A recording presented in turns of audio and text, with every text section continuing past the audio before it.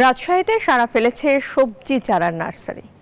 জেলার পবা উপজেলায় এই নার্সারিতে শুকনা বীজতলায় বিভিন্ন জাতের হাইব্রিড ফুলকপি, বাঁধাকপি, বেগুন, টমেটো, ক্যাপসিকাম, মরিচ, পেঁপে সহ বিভিন্ন সবজির চারা পাওয়া যায়। এই নিয়ে আরো জানাতে আমাদের সাথে যুক্ত হচ্ছেন সহকর্মী মতিউর মর্তুজা। মর্তুজা, এই নার্সারিগুলোতে ঠিক কি ধরনের চারা পাওয়া যাচ্ছে?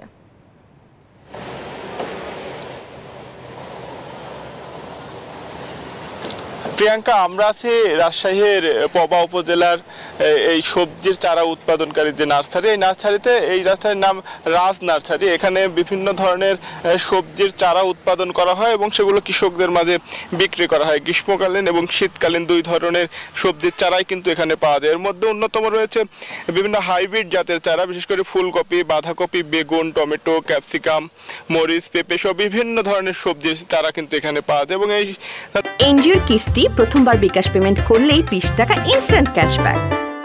সবজিগুলোর নামও কিন্তু বিচিত্র ধরনের, যেমন আমরা যদি বলি বাহুবলী টমেটো, মহারাজা টমেটো, রাজাবাবু, বিজলি, 11 জাতের, এরকম বিভিন্ন নামের টমেটো সহ ফুলকপি, বাঁধাকপি চারা পাওয়া যায়। আর আমাদের সাথে কিন্তু এই নার্সারির উদ্যোক্তাও রয়েছেন নাজমুল হোসেন।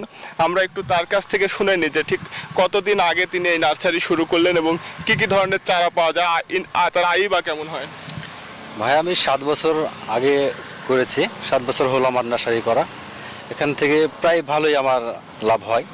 এখানে হচ্ছে সিনজেন্টা কোম্পানির আইস বল, এয়ার মালিক্সের হচ্ছে আপনার মার্বেল, হোয়াইট গোল্ড, এগুলো টমেটো, বাহুবলী, এগুলো জাতের চারা আমি উৎপাদন করে থাকি।